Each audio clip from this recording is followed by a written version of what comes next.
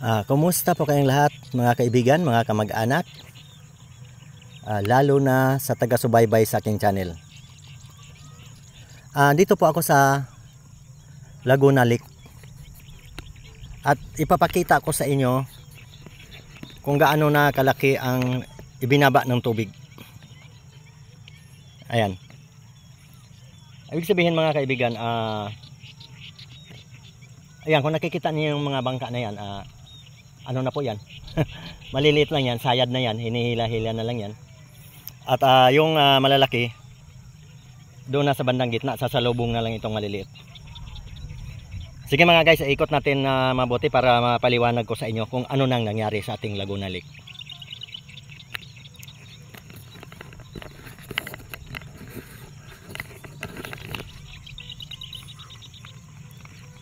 Ito na. Ganun na po kalayo ang tubig. Dati mga guys, dito yan, dito. Dito. Hanggang diyan ang tubig. Nung wala pang El Nino. Nakikita nyo? Ayan, may mga bangka pa diyan. Ibig sabihin hanggang diyan ang tubig. Ngayon, mga ilang meter ang distansya nito, siguro kung di man ako eksperto pero kulang-kulang 100 meter na ang inurong. Kaya pag sinukat nga, lampas tao na ang nawalan tubig. Parang ganun. Teka, lilipat tayo ng pwesto ha mga kaibigan. Dito na po tayo mga kaibigan. Tingnan niyo. Ayan, ganun na po ang sitwasyon dito. Ayan, tingnan mo, hila-hila na yung mga bangka at ibig sabihin, pag malaking bangka, yung pang pasahero, doon lang banda. At sasalubungin na lang nitong maliliit. Ganun na po kababaw ang ating Laguna Lake. Sana hindi masyado magtagal ang ating El Nino kasi nanganganib po ang ating kabuhayan dito. Kompleto po ng isda dito mga guys. Hindi ko na maisa-isa.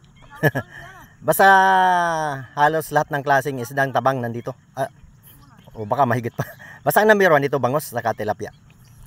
Sa ganitong halos matutuyo na ang lawa, ang masaya dyan ay yung mga ibon na kita nyo. Marami silang makakain Ayan, ganyan. Pero ang hindi masaya yung ating mga tilapia dyan. At kung sobrang init ang temperatura, mahirapan na po ang mabuhay ang ating mga bangos tilapia. Magkaisa po tayong manalangin. Sana hindi tumagal ang El Nino kasi dapat tag-ulan na ngayon, Mayo na ngayon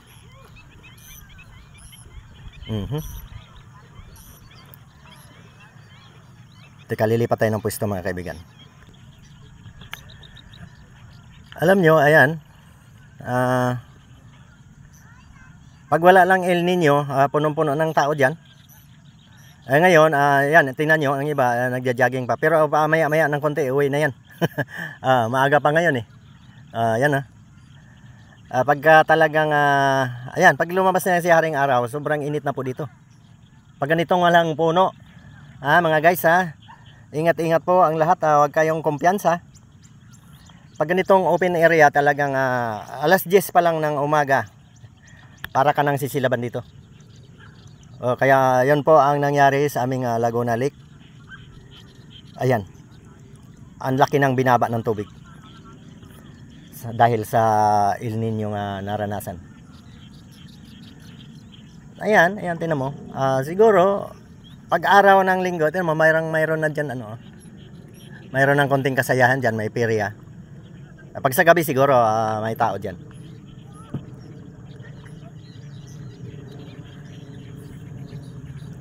Nakakalungkot, di ba?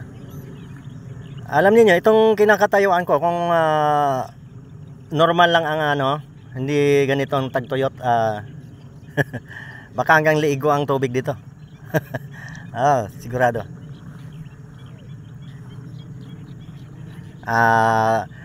Lalapitan natin yung mga ibon. Subukan natin. Ayun, tingnan niyo Parang may nagtanim na dito ng kamote, oh. At saka, ayan, tingnan mo. Yung mga kangkong na yan, lalago ng lalago yan. Oh, yan po ang maka ano dito sa epekto ng El Nino. Ayan po ang matutuwa. Pero ang mga isda hindi mahihirapan po ang mga isda natin.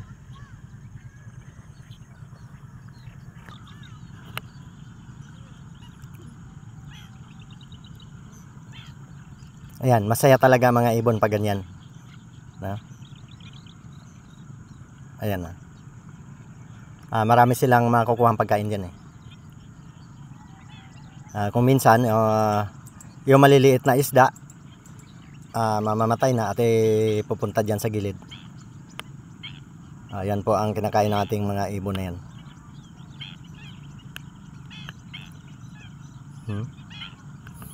Ganun po uli-uli, ganun po nangyari sa aming Laguna Lake. Malapit na pong hindi naman siguro matuyo mga guys.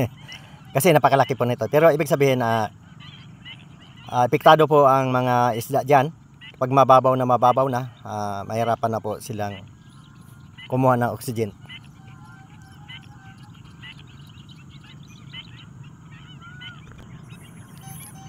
Sige mga guys, tapusin natin ating video. Gusto ko lang ipakita sa inyo kung ano na ang nangyari sa ating Laguna Lake.